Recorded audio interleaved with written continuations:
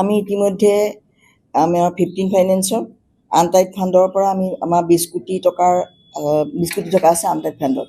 আমি সেই তাৰে প্ৰায় 13 কোটি টকাৰ ডেভেলপমেণ্টৰ কামৰ কাৰণে আমি টেণ্ডাৰ কৰিম, অহামাহত আমাৰ টেণ্ডাৰ হ'ব। আৰু টাইড ফাণ্ডৰ প্ৰায় 24 কোটি টকাৰ ভিতৰত প্ৰায় 10 কোটি টকা আমাৰ অমৃত প্ৰজেক্টৰ কাৰণে আমাৰ গভৰ্ণমেণ্টৰ ফালৰ পৰা আমাৰ এখন নটিফিকেশ্যন আহিছে, তেওঁলোকক আমি 10 কোটি টকা দিব লাগিব।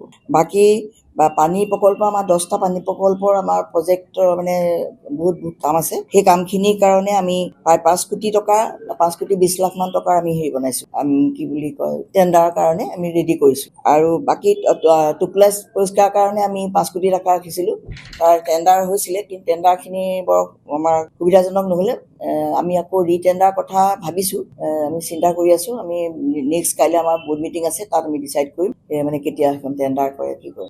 টোটেল আছিলে আমাৰ 34 কোটি। আমাৰ অলপ কাম হৈ আছে, সৰু সৰু কাম কিছুমান আমাৰ হৈ আছে, হ'ব গোটেইখিনি টকাই অলপমান থাকিব আৰু কোনোবা কিমান আমাৰ বেলেগ বেলেগ কামো আছে। আমাৰ মানে মিউনিচিপালিটিৰ ভিতৰতো আমাৰ বহুত কাম কৰিবলৈ আছে, সেইখিনি আমি কামো কৰিম। আমি ছুপাৰ চেকাৰ এখন আমি কিনাৰ কথা আমি ভাবিছোঁ। আমি মাজতে আমি ডিব্ৰুগড়ত গৈ পেলাই চাই আহিলোঁগৈ, ড্ৰেইনবিলাক পৰিষ্কাৰ কৰিব কাৰণে, মানে মাটিবিলাক টানাৰ কাৰণে আমি নিজে গৈ চাই আহিছোঁ।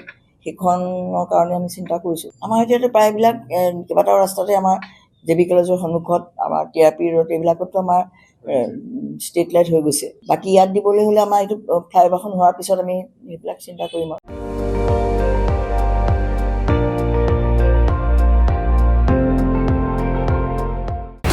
আপুনি চাই আছে ND24, সৰ্বশ্ৰেষ্ঠ নহয় সৰ্বোত্তমৰ দৌৰ।